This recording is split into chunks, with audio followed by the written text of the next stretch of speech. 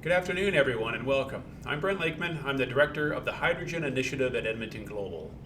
I'd like to start by acknowledging that we are hosting this event on Treaty 6 territory, a traditional meeting grounds, gathering place, and traveling route to the Cree, Saulteaux, Blackfoot, Métis, Dene, and Nakota Sioux. We acknowledge all the many First Nations, Métis, and Inuit whose footsteps have marked these lands for centuries. Edmonton Global is the regional economic development organization for the Edmonton metropolitan region. Our focus is on attracting foreign investment, helping our regional businesses export with the world, and improving the region's global competitiveness. Edmonton Global is glad to be a partner in the Edmonton Region Hydrogen Hub because we see the opportunity that the hydrogen economy holds for our region, and we're looking forward to exploring this topic with all of you. But first, a couple of housekeeping details. You've all been muted and your videos have been disabled, but we strongly encourage you to submit questions for our panelists through the Q&A function of Zoom. We will do our best to address any questions during the roundtable portion of this event, and for any that we aren't able to get to. We will be following up with you after this event. We will also share a recording of the webinar and the presentation slides, so keep an eye on your email. The Edmonton Region Hydrogen Hub and partners like Alberta's Industrial Heartland Association, the Transition Accelerator, the Government of Canada's Trade Commissioner Service, and Invest Alberta Corporation team all provided support in planning this event. And these organizations are all great resources for companies looking to do business in China and other international markets. Today we'll learn about the approach being taken by China to advance its hydrogen economy, providing us with a better understanding of their economic and environmental priorities. With its large and rapidly growing economy, China is certainly a nation to watch, and its decisions will have a large impact on the hydrogen economy. We have an exciting panel of speakers from a diverse range of organizations who we will be introducing in a moment, but before doing so, I would like to turn the floor over to Her Worship, Alana Natu, Mayor of Sturgeon County, and also the Chair of the Leadership Committee for the Edmonton Region Hydrogen Hub. Go ahead, Mayor Natu. Thank you very much, Brent, and greetings. Thank you for joining us today to learn more about China's hydrogen landscape and their market's need for low-cost, low-carbon hydrogen. Hydrogen may be the smallest molecule, but it has the potential to have a truly historical impact on the future of energy in our region, our province, and our country. Alberta's industrial heartland is among the world's lowest cost producers of low carbon hydrogen, and in fact, can be produced at about half the cost of diesel. With access to low cost natural gas, existing experience in hydrogen production, carbon capture and storage, as well as a vast network of pipeline infrastructure, a talent pool of engineers and tradespeople, and engaged industry, government, Indigenous, and academic leaders, the Edmonton region is well positioned to capture and maximize the hydrogen opportunity on every level. Hydrogen is redefining how we use our natural resources, and I am proud to say that my colleagues and I at the Edmonton Region Hydrogen Hub are working together to advance a shared goal of accelerating a strong pan-Canadian hydrogen economy and working towards a goal of making Canada a leading user and exporter of low-carbon hydrogen. We can achieve this through demand export markets rather. Today's experts from Blue G, New Energy Development Corporation, Grove Technology Hydrogen Fuel Cell, and the Mingwan Energy Company will help us to understand where the potential lies and how Canada can take advantage of the tremendous export opportunity in hydrogen.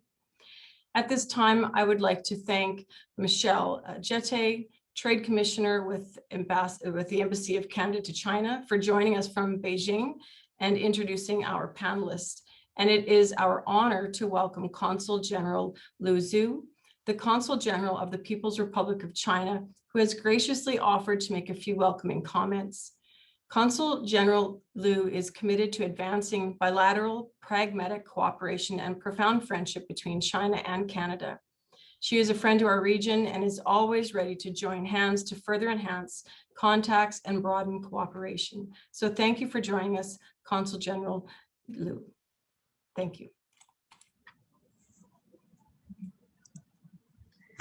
Thank you, Mayor, Honorable Mayor, for the introduction. And good evening, everyone. I'm very happy to join you at this video conference. I'm so glad to see the friends for such a long time because we almost kept up ourselves at home for quite a long time under the pandemic. But thank you very much for the invitation. Edmonton Global has been committed to trade and investment promotion home and abroad. I hope Edmonton Global will take a leading role in promoting economic cooperation between China and Canada. Last year, China's GDP reached about 15 trillion US dollars with a growth rate of 2.3%, making it the only major economy in the world to achieve positive growth. In Q1 of this year, China's economy maintained a positive momentum with an aggregated GDP of 3.8 trillion US dollars, up 18% year-on-year. The aggregated goods imports and exports hit 1.3 trillion US dollars, up 29% year-on-year. As you all know, China has miraculously achieved an average 9.4% of annual economic growth for 40 years. One of the secrets was China seized the opportunity to actively participate in the international circulation and globalization. However, the 2008 US financial crisis changed everything. The sluggish global economic growth, rising counter-globalization and trade protectionism, the considerably weakened momentum of international circulation followed. The COVID-19 outbreak further deteriorated the world economy and threatened the security of the global production chain and supply chain. For the long-term benefit, China had to adjust its macroeconomic strategy in response to this change. Recently, China put forward the 14th Five-Year Plan and Vision 2035. Adjustment was planned to establish a dual circulation development pattern, in which the domestic economic circle plays a leading role, while the international economic circle remains its extension and supplement. The core of the dual circulation is to seize the opportunity of China's growing domestic consuming potentials and focus on expanding domestic demand, and improving the quality of industries to achieve a domestic supply and demand balance and a healthy economic circulation. Simultaneously, China sticks to reform and opening up so that the international economic circle can promote and supplement the domestic circulation. China running on dual circulation will keep its economy healthy in the years to come. This is also good news for Canada. On the one hand, China will continue to provide a large and stable market for Canada's energy, minerals, agriculture, forestry, technology, and other products. Great opportunities will also be present in areas that is complementary, such as information and communications, new energy, and environmental protection. On the other hand, Chinese families will seek culture and creative products, financial services of higher quality, better education, better Medicare and senior care, and more frequent overseas travel. Canada has an edge in all these fields. Talking about hydrogen, it will become one of the important components of the future energy regime in China, accounting for 10% in 2050, with the demand of 60 million tons. According to its hydrogen development strategy, China will develop a comprehensive hydrogen production chain with the upstream of hydrogen manufacturing, the midstream of storage and the logistics, as well as the downstream of application. China has formed 4 hydrogen production clusters in southern, western, northeastern, and southeastern parts of China. I'm very confident that China and Canada can both benefit from working together in this part. The consulate will encourage Chinese companies to invest in Alberta by introducing the latest economic development of the province, including Edmonton, featuring foreign investment initiatives. On top of that, we welcome Canadian businesses, including members of Edmonton Global, to invest and branch out businesses in China. Your next move will help advance economic and trade cooperation between the two countries. Thank you all once again for the invitation and hope you have a successful webinar. Thank you. And we appreciate your comments and context around the Chinese economic situation. We would now like to turn it over to Michelle Jeté from the Canadian Trade Commissioner Service, who will be introducing our three speakers.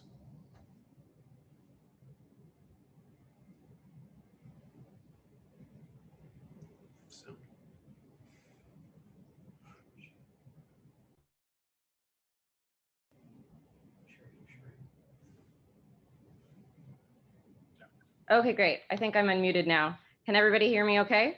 It's better. Okay. Thank you very much. So my name is Michelle Jeté, and I'm the team lead and trade commissioner at the Canadian Embassy in Beijing, responsible for clean tech, infrastructure, forestry, and responsible business conduct.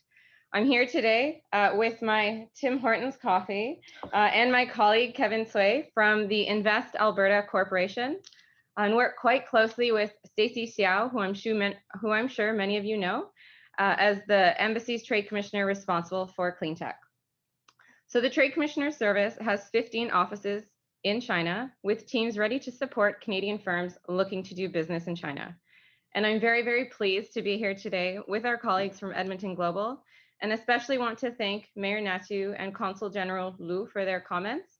I agree. I think that Alberta and the Edmonton region in particular are doing some very interesting things in hydrogen. And I think that you'll see from our speakers and from the presentations that there is a lot going on in China with regards to China building up its own hydrogen ecosystem. And so with that, I'd like to introduce our first speaker, Mr. Ronald Lee, President of Blue G New Energy Science and Technology Corporation.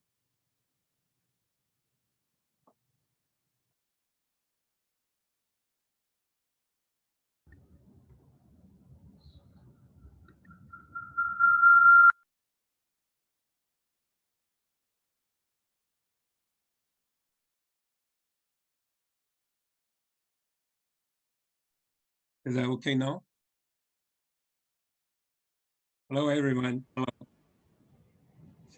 Yes, yeah, we can hear you. Okay, okay. You mean I could start right now with my presentation? Yes, go ahead. Sure. Let me share my screen.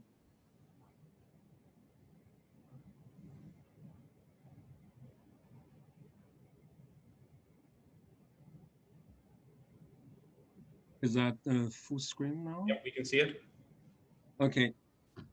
So first, thank you for the invitation from the Edmonton Global, and also for the Chinese Embassy in Alberta, and also for the Canadian Embassy in China. So today we're going to briefly cover the hydrogen market and the hydrogen development in China.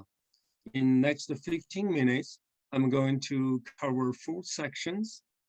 The first section is regarding greenhouse and the carbon dioxide emission, and also the China's pledge for reduce the carbon dioxide emission. And the section 2 is regarding what hydrogen applications and alternatives, how to use those hydrogen in our economy. The third part is regarding the hydrogen plan, how to use those new form of energy in our industry and the daily life. And section 4 regarding the business partnership and business opportunities. So let's go on.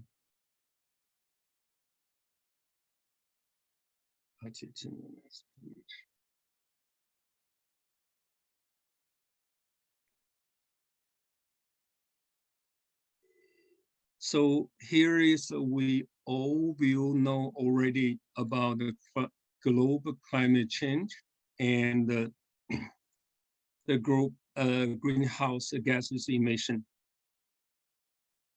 So here is a situation we all face on, and totally globally energy-related carbon dioxide emission in now 2021 years is reached 33 gigatons. It's pretty much seriously for the warming up. So here we see the red color representing the advanced countries' emission about carbon dioxide. And here is the green-orange color representing the rest of the world. Here we see how carbon dioxide emission distribution. We see now here, the data is a little bit early from the 2018, but still representing the situation. And China, we're facing on the emission distribution about 30% in total, 30% among the total. Here is 5 of the top 10 coal generating countries. Among the top 10, 5 of them have already pledged the carbon neutrality. Here we signed recently, I think it's the last September in 2020, China pledged to reduce the commitment to carbon neutrality by the year for 2016. Here is a very meaningful because China played a major role in the carbon dioxide reduction. Here is like 50%, about 50%. And up to now, there are total 72 other countries have already planned the carbon neutrality by 2050. And here we know about the 2 words, actually 2 terms. One is a peg emission of carbon dioxide. The other is carbon neutrality. So we see like in last September 22, 2020, China announced the commitment. And the 2 commitments, number 1 is to reach the peak by the 2030, and number 2, get neutrality by 2060. Now we go on the more details. We see what the carbon neutrality means to China. There is a big commitment and big task. Here we see on the left, we see about 50% of the emission is coming from the coal. You see the green color, the dark green. And here's by the 2016. And also for the emission from the carbon dioxide by the burning of the coal, it's reduced to 5%. So now from the 2 pictures in the diagram, we see how big the commitment will be, and which means that China need to greatly reduce all the emissions from the combustion of the coal. From this picture, we also see to reach the goal, we need to about 75% of electricity production must be used energy from renewable energy, such as wind, solar, and hydro, and also nuclear. Now let's sum up for this section. Number 1, fossil fuel currently count for 85% of China's energy mix. Number 2, failure of adjusting to the energy transition could prove costly for Chinese economy when considering growth costs for the carbon tariff or the carbon border tax adjustment. Number 3, achieving the neutrality by 2060 could yield over 100 trillion yuan in the investment over the next 30 years before higher margin of industry manufacturer and increasingly in standard setting. Number 4, China right now played the leading role, used renewable energy. China supplies 42% of the world's wind turbines and 76% of our world's solar modulars. Number 5, the pledge is a momentary tool. It's still a general principle rather than the details roadmap.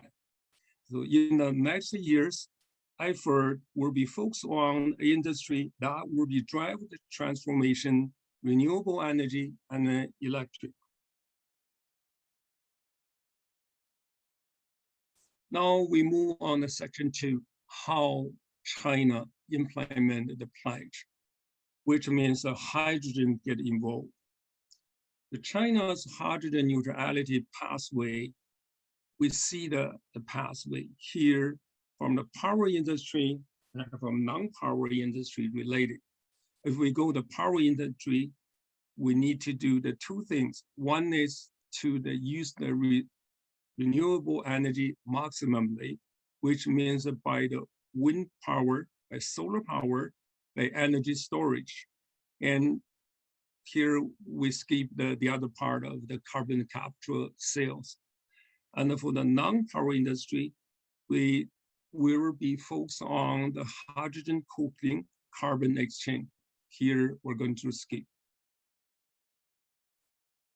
For China's carbon neutrality pathway, there will be 4 major applications. Number 1, adoption of clean energy alternatives to the traditional fuels, replace the traditional fuels like coal, gases, etc. Number 2, electric energy substitution will be used to replacing the combustion, chemical emission, etc. Number 3, China will focus right now on the electrolyzer.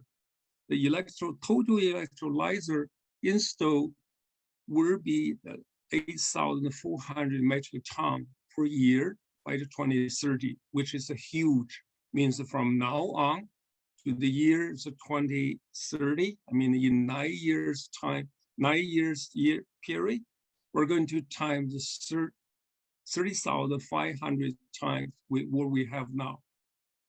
Number 4, the total investment will be over the Chinese dollar, what I mean the renminbi, will be the 100 trillions, and will be the US dollar 15 trillions equivalent.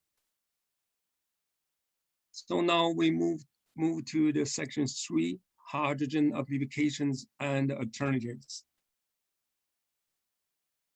How hydrogen can be used. So hydrogen can be acted in 3 categories. Number 1 is an energy carrier. In this category, hydrogen itself is not energy, but rather energy carrier.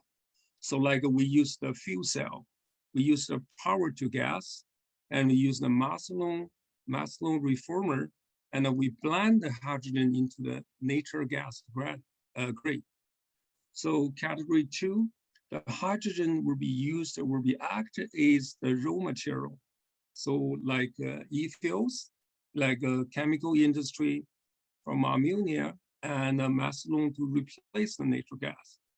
Is a category 3 is a process gas in the steel and the glass productions, and a lot of hydrogen can be used to replace in the metalworking and semiconductor industry. And here is how the China used the hydrogen-related market in the scale of 2020, which means right now.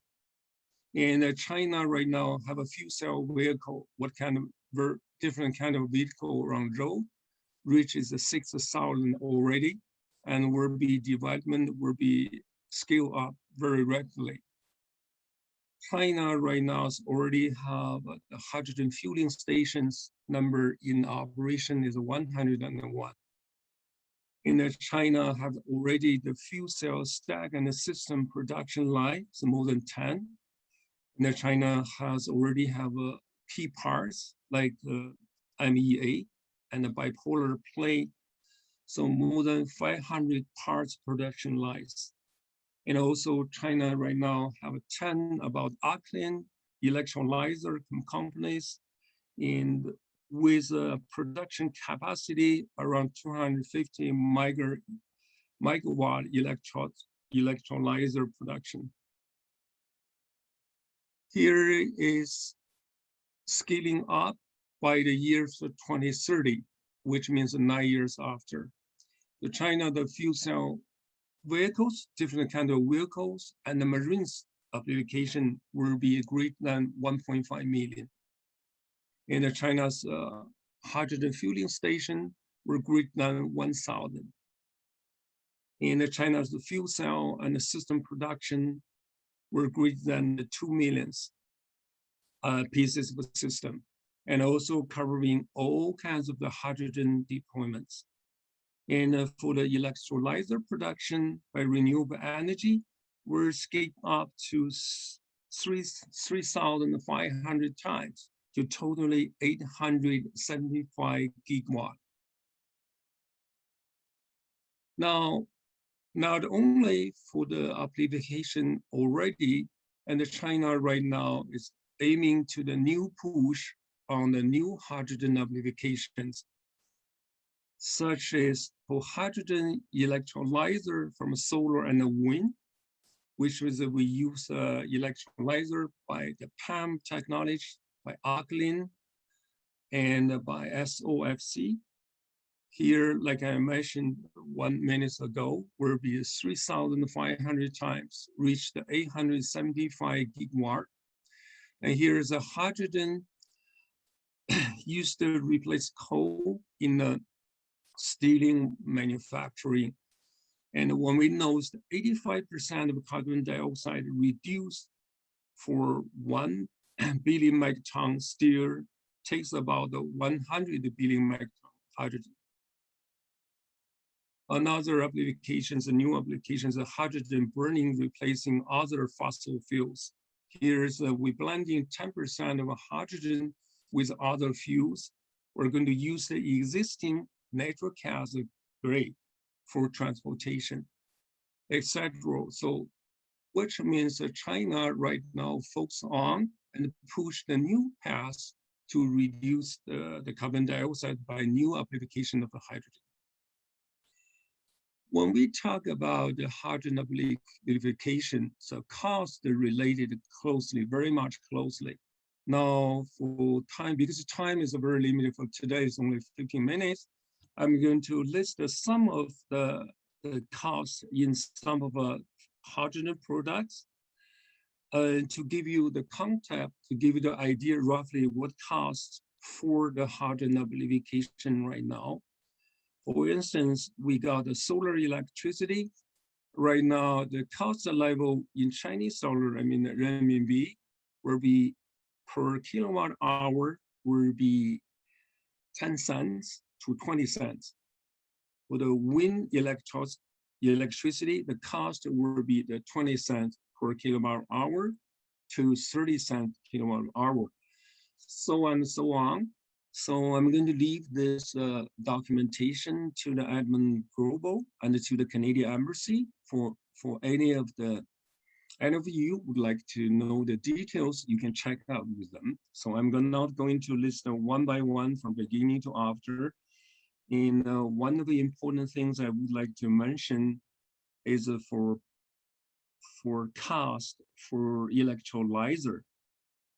For the alkaline electrolyzer, where we per station, per station, for capacity of 1,000 normal cubic meter per hour. For this kind of production, for one standard station will be 12 million Chinese dollar.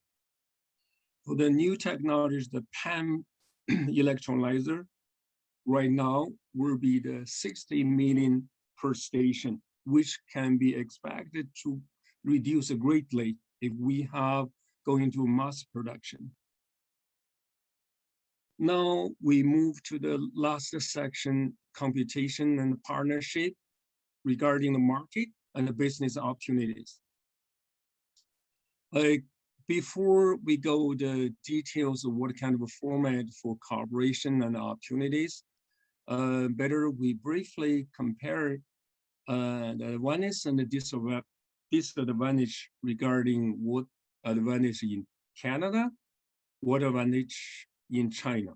So in Canada, we have a more advanced technology level.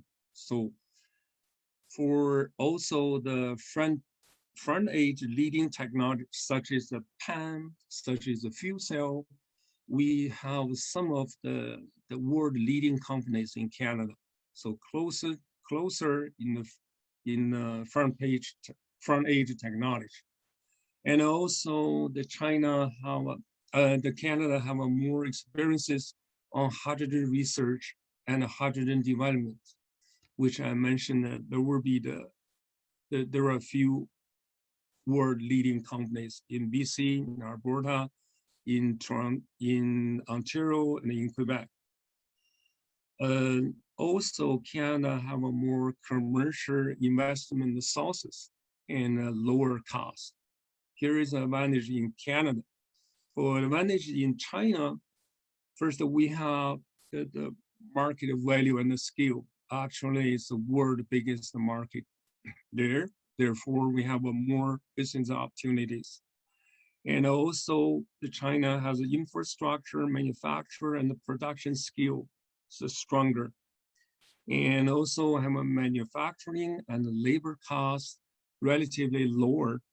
And also we have government support and the subsidy level in Chinese government is stronger in the world right now in terms of the hydrogen amplification.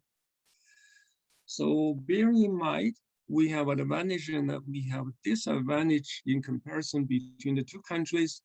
Now we estimate we could have such category of the partnership opportunities. One is a technology license in R&D and in production. And also Canada companies can provide engineering services in manufacturing. We already have some of the examples, such as the company in BC, the Bala Power System, and a company in Ontario, Hydrogenics. They already done several projects in China. And also we could consider the joint venture partnership based on the license or based on the investment. And also we have a chances to export equipment and the materials. Many of the Canadian companies have done so, such as the Green Line in Canada. And also we could consider the equity shareholder transfer or acquisition of enterprises or it's a share. If you see the one of the specified industry, hydrogen industry area. And also you could do the directly investment, capital in the funds, or indirect investment, such as the leading business, and so on. So for very details, you could use the either Chinese embassies in Canada or the Canadian embassy in China is a bridge to help you to link the chances. Now, sum up, this is what we could briefly sum up what hydrogen market in China right now. For more details information, please refer to Edmonton Hydrogen, and also please refer to Chinese embassy in Canada and to the Canadian embassy in China. Thank you very much. Okay. Thank you so much, Ronald. Thank you for lending your expertise and providing a very comprehensive overview of some of the things that are going on in China with regards to hydrogen. So our next speaker, Mr. Tony Guo, is the General Manager of Minghua Energy Company.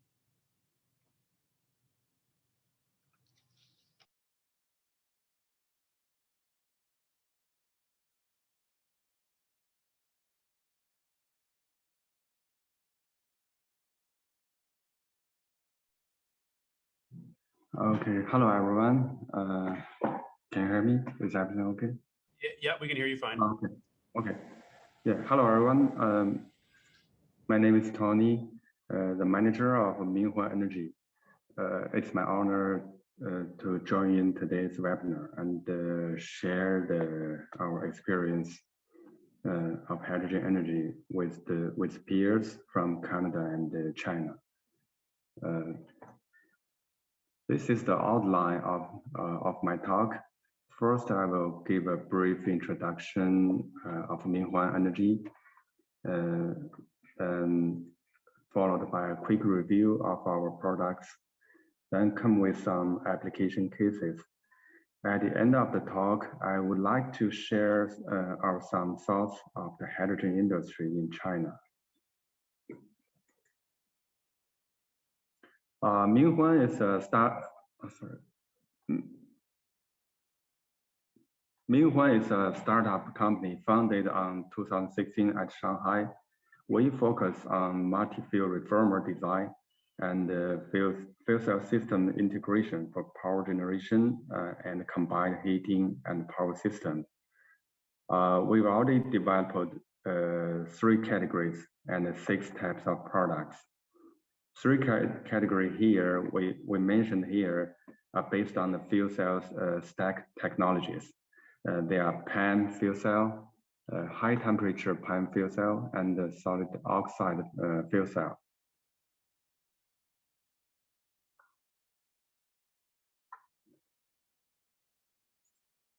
Most of our products are mainly for the stationary application.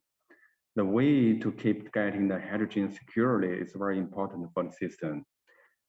Reformer is one of the core components to implement it. Our reformer products are classified based on 3 factors. One is the fuel for making hydrogen, such as methane, methanol, diesel, gasoline, etc. The second one is the operation temperatures inside the reformer, normally around 200, 400, and 800 centigrade. Third is the purity of the hydrogen output. The range of the purity is from 75% to 99.999%, 59. Our 3rd generation reformer was optimized on hardware and software, which is more compact and works more reliable. With the high performance reformer, 2 types of fuel cell micro CHP system were developed by Minghua. One is the PEM fuel cell, one is the PEM micro CHP. The other one is the SFC micro CHP.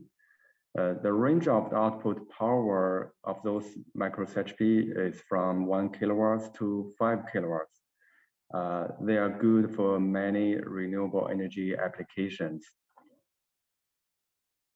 Also, based on customers' requirement, we also developed the 1.5 fuel cell diesel generator and another larger one. This one is a 50 kilowatts SFC CHP system.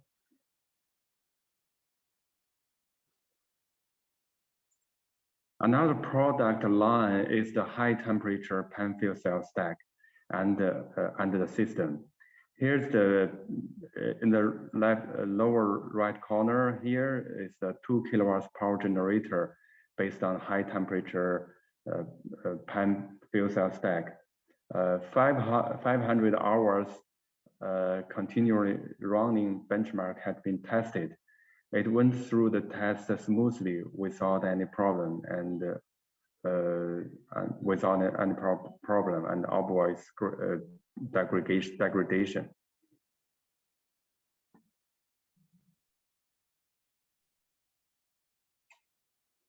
With those technologies and the products, we applied them to the 2 major areas.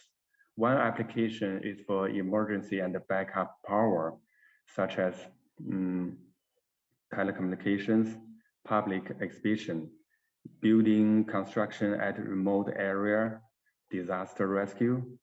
The other application is for the primary energy supply, such as CHP for island, at remote area. This is our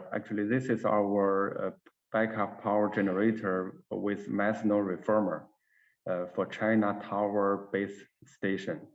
This product had worked at local base station for 1 year and also well recognized by the customer.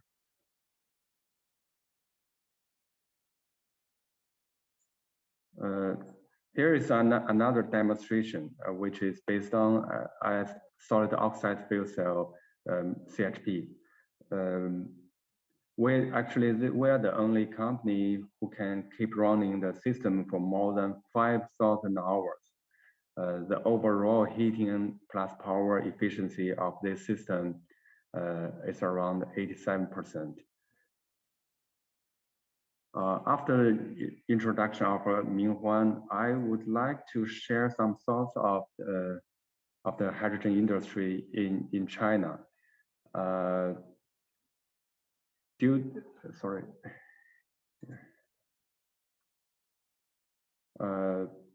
6 years ago in China, hydrogen is still treated as a chemical material or processed gas rather than the energy resource. Nowadays, hydrogen became a shining star in renewable energy field. But when we put eyes on the hydrogen energy, it's better to understand it in 3 levels. It is a nation level, region level, and company level. From the national perspective, China government announced to reach the carbon peak by 2030 and the carbon neutrality by 2060. This pledge brings a lot of pressure on fields that generate more carbon footprint. Transportation is, of course, the first target due to it is the largest source of carbon emissions. So at the national level, 10 cities and overall 10,000 fuel cell vehicle initiative is put on the agenda.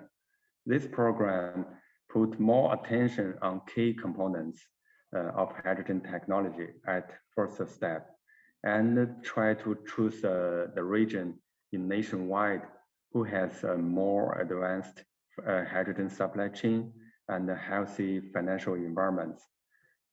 At the lower right corner here, you will find the overall layout of the hydrogen energy in China.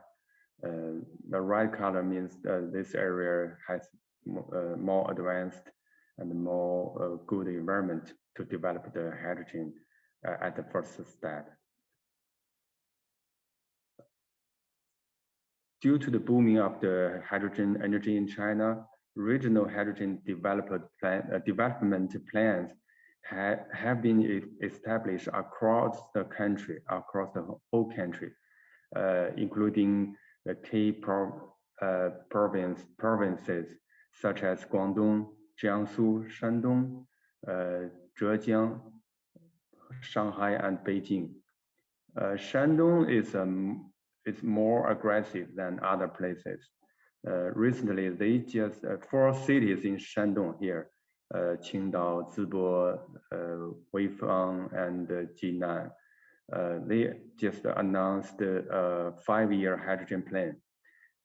They try to build up a hydrogen society in their region, which includes 1 hydrogen highway, 2 hydrogen harbors, 3 hydrogen science center, 4 hydrogen industry park, and 5 hydrogen communities.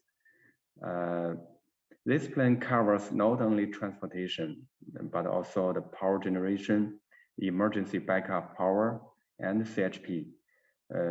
It is estimated that by 2030, 1 million tons of hydrogen will be consumed and reduce around 14 million tons of emission in this hydrogen society.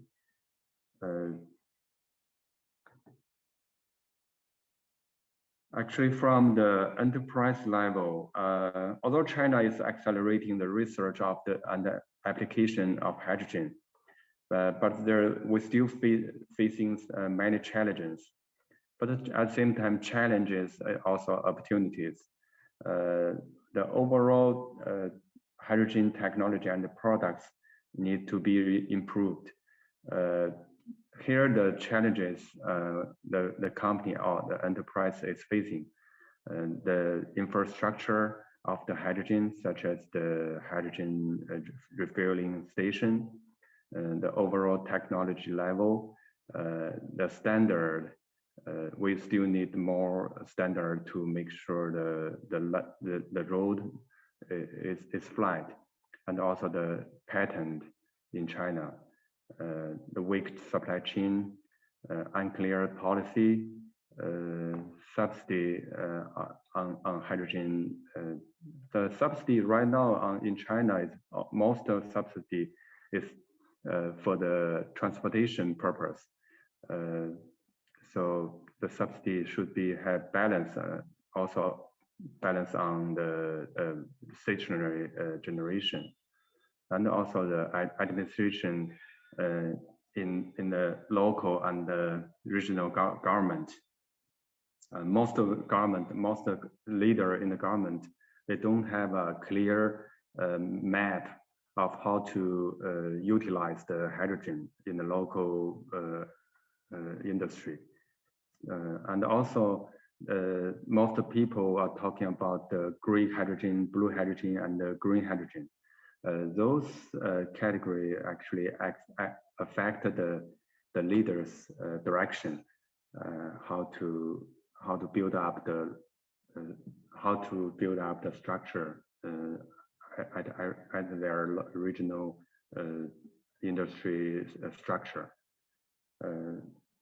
That is the overall thoughts of our Minghuan, and thanks for everyone.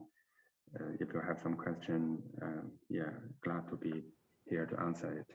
Thank you. Thank you very much, Tony. That was extremely comprehensive and very interesting. So moving on to our next speaker, Miss Mary Xu, who's the Vice President of Growth Technology Hydrogen Fuel Cell. Hello, everyone.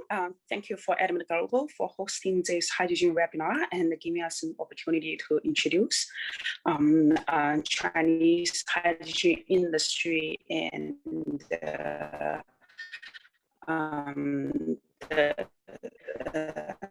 the hydrogen development. Give you a background about the government incentives, government policy, and what are some of the opportunities for both Chinese and Canadian companies to cooperate both in the market and in capital and capital investment.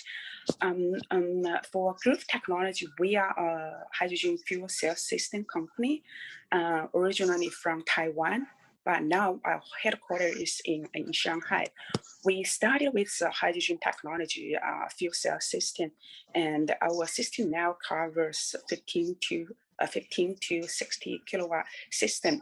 That is because with the development of hydrogen industry in China and the change of policy and the standards for hydrogen applications, especially in transportation, we have seen the increase of standards for hydrogen equipment in transportation. I still remember back in 2017 to 2018, there's a lot of transportation using hydrogen fuel cell system at like 30 kilowatt range. And then with the technology upgrading, especially by last year, the central government has issued a document called document 86, which has outlined like a roadmap for hydrogen industry from the central government level. And that is the signal towards both local government, towards all investor institutions, and hydrogen companies from both the equipment companies, hydrogen production company, hydrogen storage, transportation as well. So before September 2020, hydrogen has been mainly used in transportation, and like for a majority of the regions like Guangdong province, Beijing, Shanghai, it is the fuel cell system company, fuel cell stack companies who were persuading or lobbying government to support hydrogen development. But after September 2020, hydrogen has been included into the national energy department.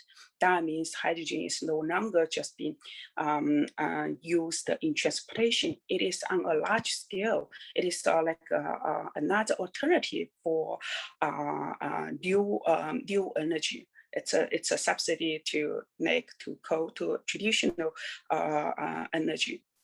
So for our company, we started with just technology. We only have technology, and then we went through the capital market by raising capital through equity. In 2017, 2018, I've talked to about 200 in institutional investors to say they are interested about investing in this new hydrogen industry. I got a lot of feedback about whether hydrogen industry is the future new energy solution, but and a lot of institutional investors are concerned about the government's commitment towards hydrogen industries, both from central government and the local government. But by last year, after September 2020, the risks from the central government is eliminated. That gives both like investors like capitals more incentives or willingness to invest into our industry, which will make hydrogen companies easy to respond, to build the production facilities, to have enough funds to support continuous support R&D, to upgrade technology of hydrogen, and to increase the market influence, and also to give more support from both government and likewise. And then from the central government, from the policy level, central government already have a document.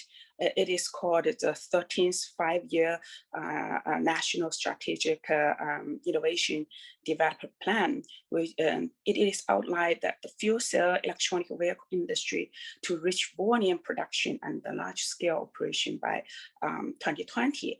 And also last year, it outlined the time for a demonstration period, which is from 2021 to 2023. What does that mean? That means the central government will put a lot of effort and capital into this industry to support companies, to support hydrogen infrastructures, to support hydrogen refueling stations, and to support the R&D hydrogen industries.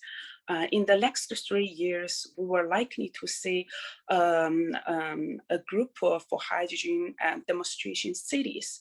Right now, it looks like the first few hydrogen demonstration province or cities are going to be Beijing, Shanghai, the Pearl River Delta, especially in Guangdong, Foshan, and Guangzhou.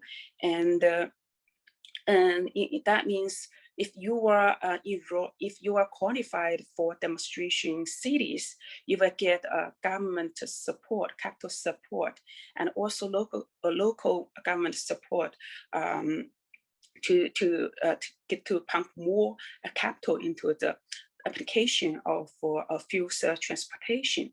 That means the government will have more budget to purchase fuel cell transportation, such as buses, especially buses, and to build more hydrogen stations, and to make like hydrogen demonstration projects. Because a lot of money from economic benefit. Currently, a regular bus, like a hydrogen fuel cell bus, is 1 or 2 times more expensive than the regular buses. So for us firm, a company in hydrogen industry, you have to persuade the government to give them incentives, to tell them why should they buy to replace the existing transportation like buses to fuel cell buses. You have to give government like a blueprint by supporting by giving demonstration contract. Firms will be able to have reach volume production, and then to decrease the total cost of hydrogen equipment, hydrogen use of hydrogen, to reach economies of scale. By then, like after 2 or 3 years later, hydrogen company will be able to enter into a commercialized market where we will have like market penetration. And then I see that might be an opportunity or a time for all international companies to enter or to compete, to have that market. This is my experience about the market in China, and a few takeaway, like a few advice I would give to Canadian companies or Canadian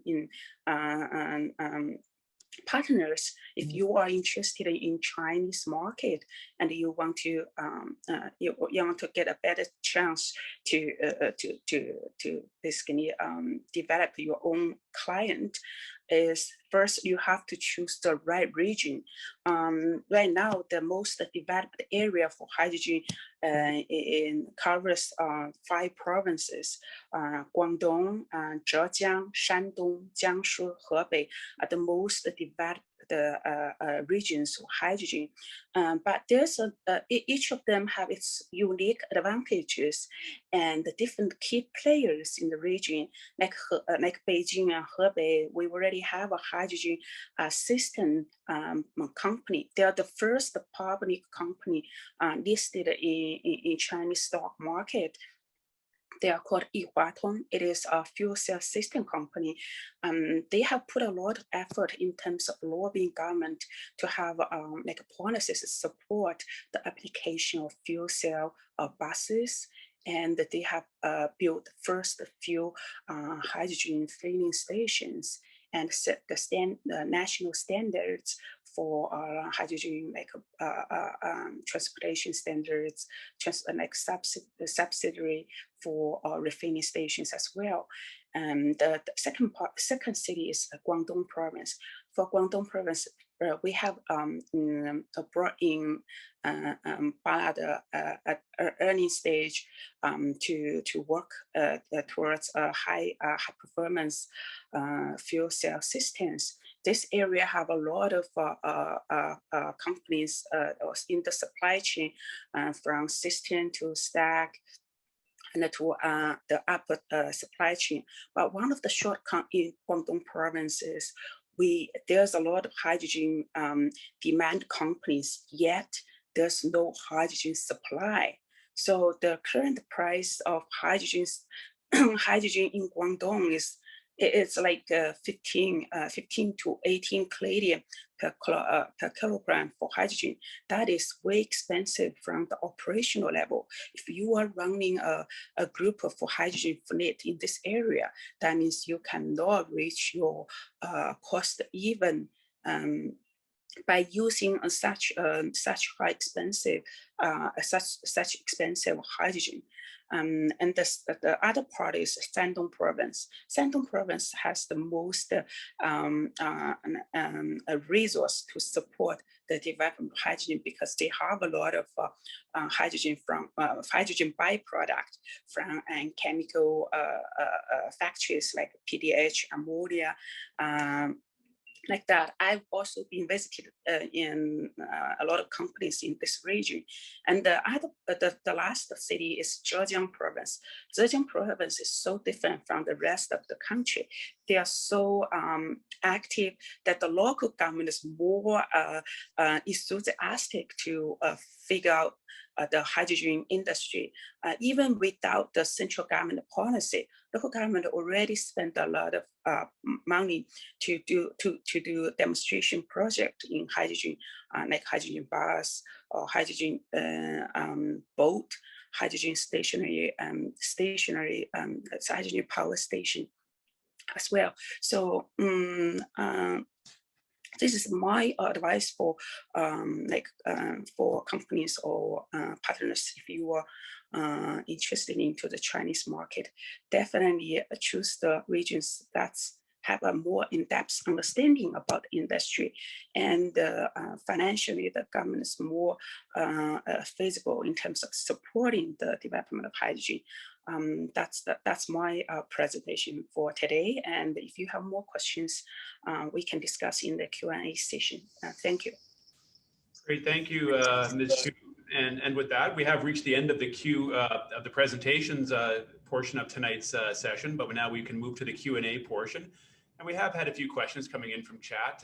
And as a reminder, we are doing our best to get through all of the questions, but we will be following up with any questions that we weren't able to get to. So the first one came from Maggie. This is, I guess, a broader question, around the energy plans within China. So the question is, given your commitment to reach greenhouse gas peak by 2030, as Mr. Li's presentation highlighted, you must have good reasons for increasing the number of coal plants and buying more coal from Australia on a 20-year contract. Are any of you able to share the reasons why we're seeing coal purchases from Australia entering into the China market? I'm not sure, Mr. Li, if you're able to speak to that, or anyone else on the panel.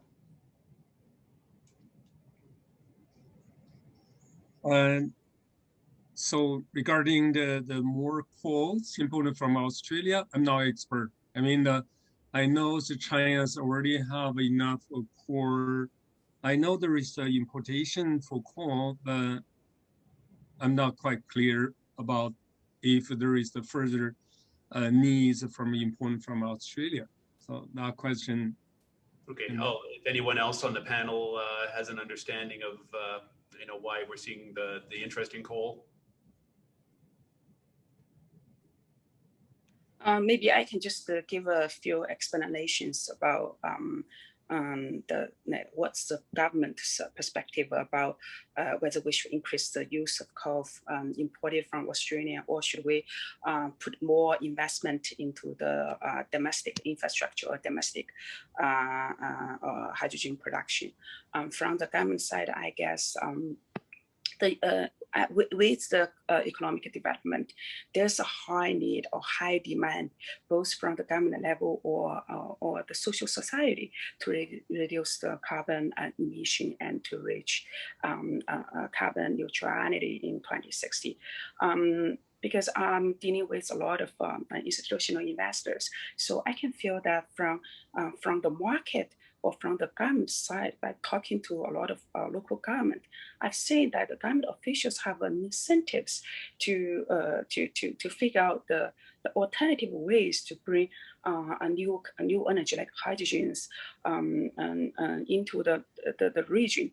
That is because maybe the KPI of the government officials, if they can decrease the carbon emissions. And also, we can see that in the future, the government is going to put like taxes or sanctions for companies who are using, like, have a lot of carbon emissions. And also I got information from our partners that for traditional manufacturers, like steel manufacturers, it is likely that in order to implement the 2030, 2060, like 2030 will reach carbon peak.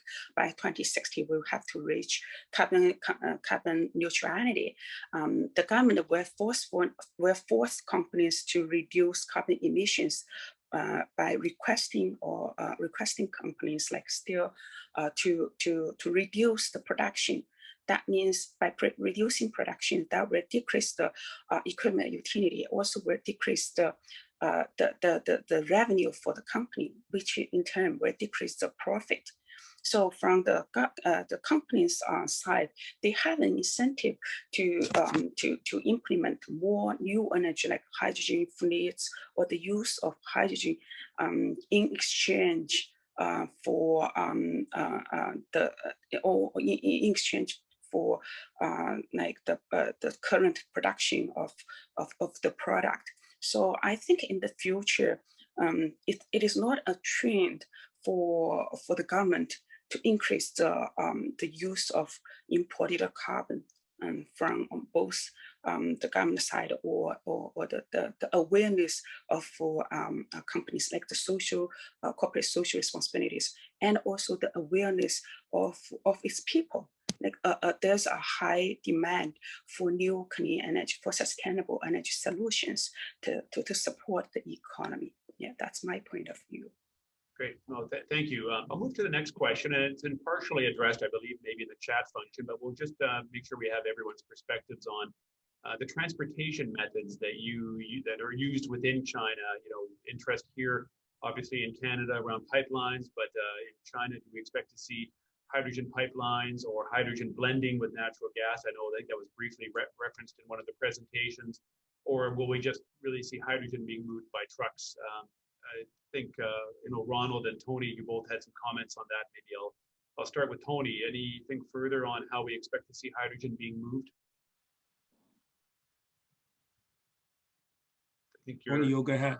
Oh, okay. Tony, you go ahead. I'm going to add more. I actually, the hydrogen is just actually a startup in China. We experienced the whole growth process of hydrogen as energy. Right now, the bottleneck to move to the next step is also the cost, the price of the hydrogen. So I think this is not the way the company can do that. This is the task for the government, for the country to do that, for the national enterprise. So if we actually solve this problem, they will be widely used for many scenarios. Not only for the transportation and also for the stationary application. Ronald. So the infrastructure for the hydrogen transportation pipeline is very cost very much. So it's not, by now, it's not the phase to build up the large grid for the pipeline for transportation in that's very localized, such as for the larger scale of a chemical factory. So I visited 203, they have their own pipeline, but only within the short distance. For right now, the quick adoption is using the natural gas grid, which we can put the blending up to 10 or 11% of hydrogen into the grid, into the pipeline.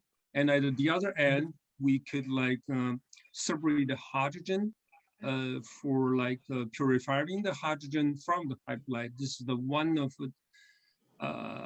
a measure we could take in right now, but again, this is only the temperature way to try to speed up the use of hydrogen. It's not the long way or the finalized solution for that. Great, thank you. And maybe a related question as well on the infrastructure we expect to see within China. There's a question from Claes around, will there be, a map that could be provided to companies, let's say in Canada, or organizations to understand where you see that growth being envisaged? We've heard about some of the key regions, but is there an infrastructure map that would be available that any Chinese organization may have been putting together? I'm not sure, either any of you could respond to that. Ronald, perhaps? I'm not sure I get a point. Can you shorten it? Yeah, I think will there be a map of where China expects to see hydrogen infrastructure put into place, whether it's pipeline infrastructure, refueling infrastructure, and so on? Yes, in terms of like the government have a pledge to pay around 2030. The task is a tremendous, very difficult to reach that. We are going like can see like so bios. I mean, we would like to build up to reach the peak emission, the goal as soon as possible, but in a realistic point right now, the China has not yet reached that like an infrastructure level. For instance, if we put, I saw there is a question list like in the screen. Do you have like a time frame in what time period the China could use a hydrogen instead of like burning the coin for the steel manufacturing? So for instance, for this question, yes, they would like to do right now. And the steeling process technology is ready to go when the China already have partnership with Germany for that hydrogen in the steel process production. However, the cost of hydrogen is still too high. It's not economically available right now. So if it comes to if we come to the time frame, I would like to estimate in about 10 years, at least 5 years to reach the real step into the industry scale of application for that infrastructure. Okay.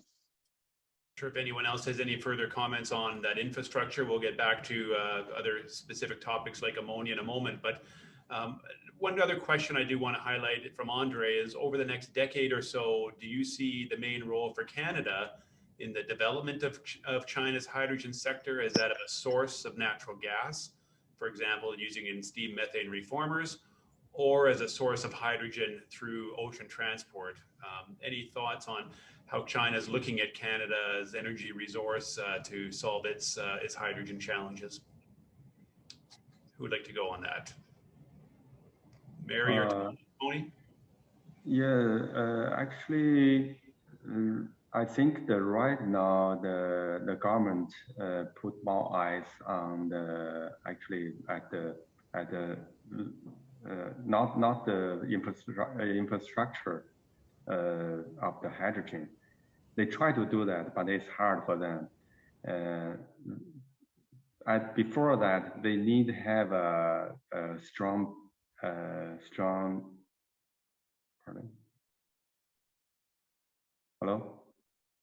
Yeah, we hear you. Okay. Before that, I think right now the government put more efforts to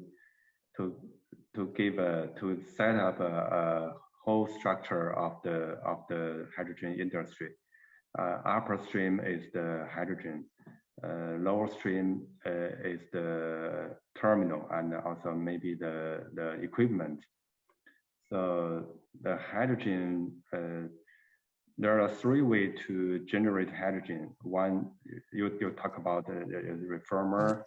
The other one is water electrolyzed, and another one is the hydrogen from the big industry byproduct.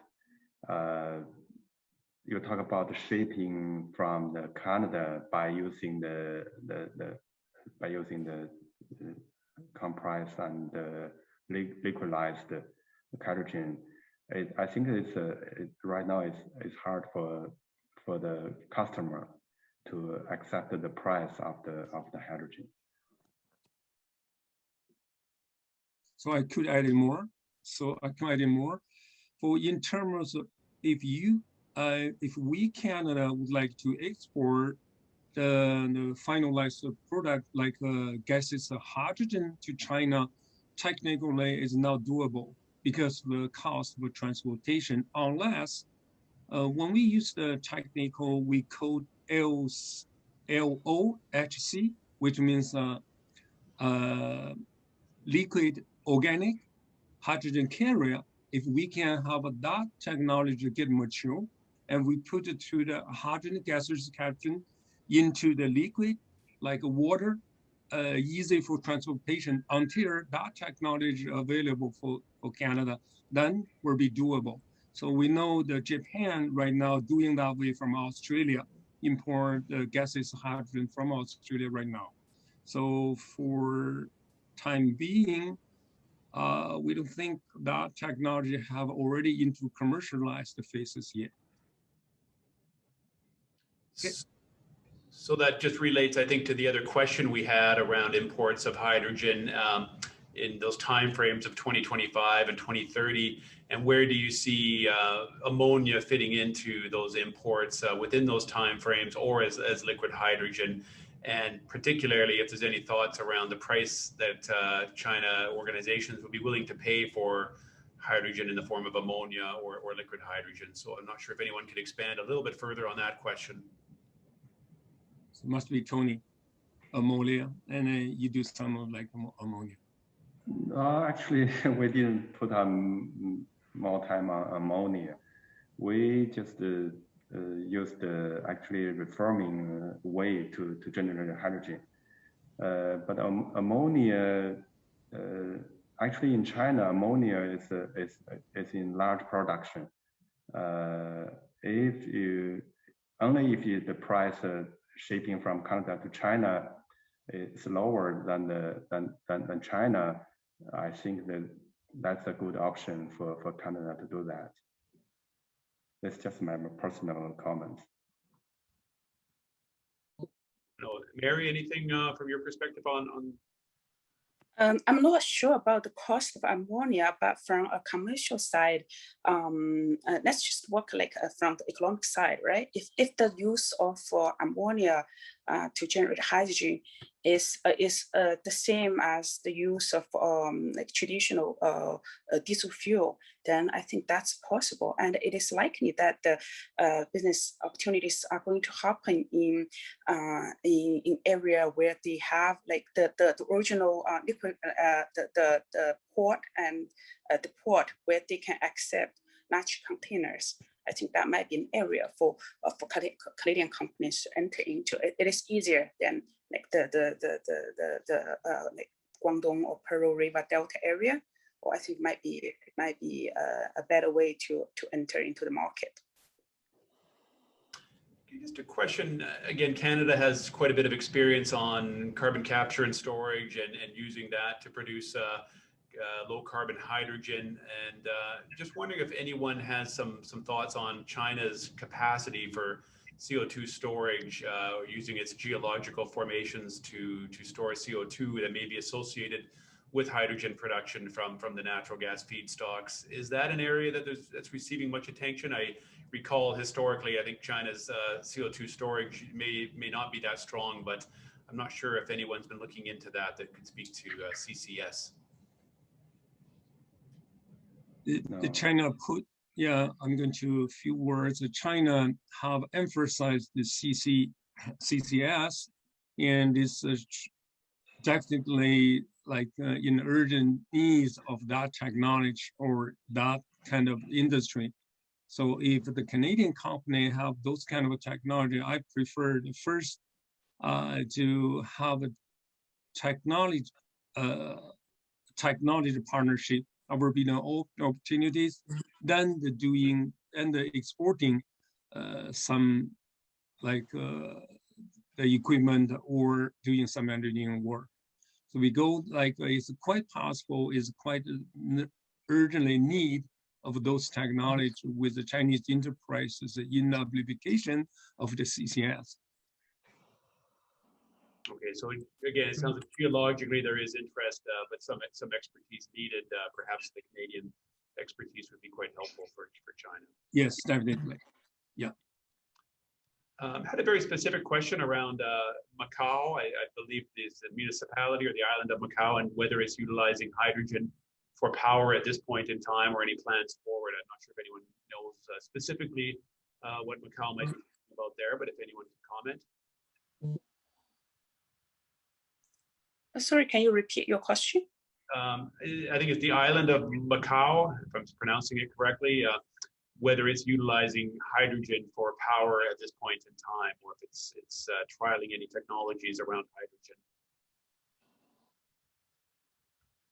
Right now, use the hydrogen for power generation. The price is still not a good for the customer, for the runner carrier.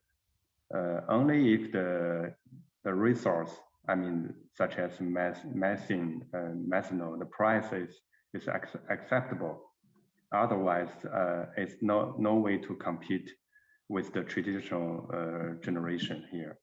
But there's a special way to do that. It is the biomass. The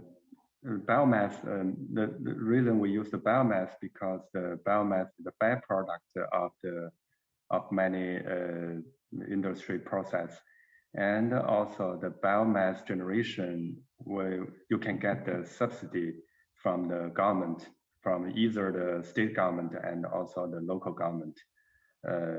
Only if the resource is free, maybe free is good for the generation. That's my comment. Okay, we're probably just a couple more minutes for some final questions. I believe it was partially addressed by the timelines for converting steel production to hydrogen rather than using coal. If it was at 2030 or 2050 timeframe, I'm not sure if somebody can just confirm what the plans were. Ronald, did you have that in your presentation? Yes, actually the government realized 85% of electricity generation must be turned from present the coal into the electricity.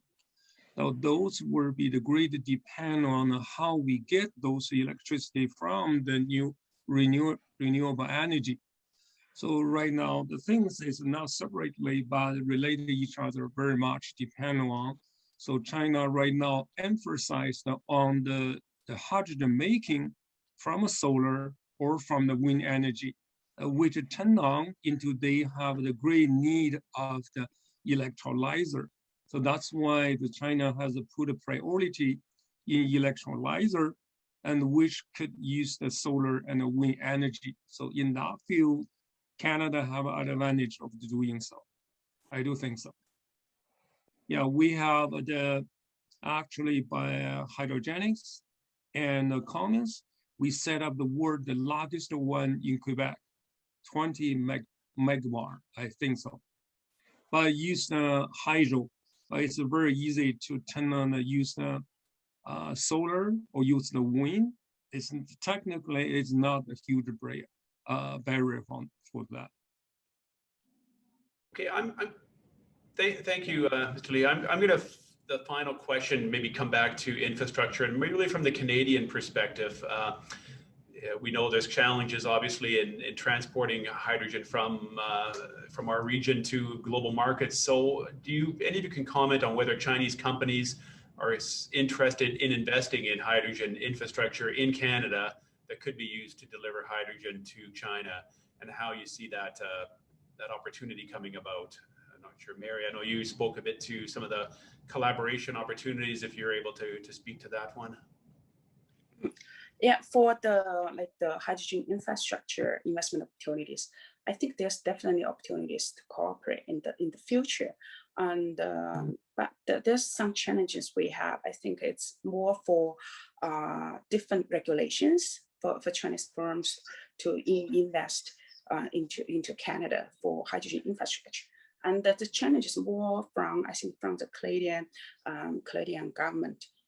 And that's a part for Chinese company. I think they are very eager to definitely to invest into the hydrogen infrastructure in Canada to bring a low cost hydrogen supply to support the use of hydrogen or the hydrogen applications in China.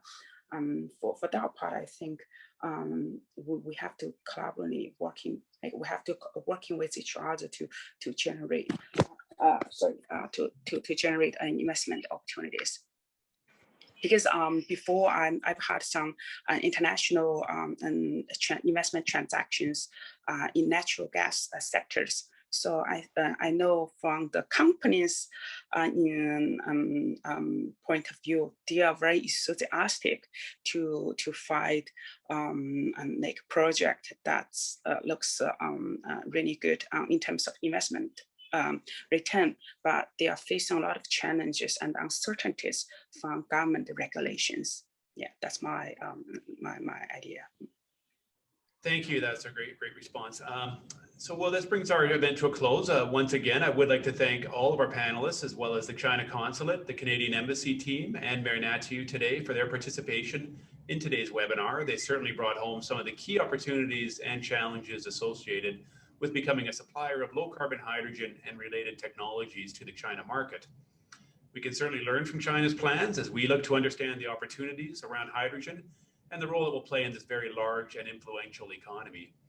I'd like to thank our partners for their support in putting this event together and their help in promoting it, including Alberta's Industrial Heartland Association, the Transition Accelerator, the Government of Canada's Trade Commissioner Service, the Invest Alberta team in Alberta and in China, and others that are part of the Edmonton Region Hydrogen Hub.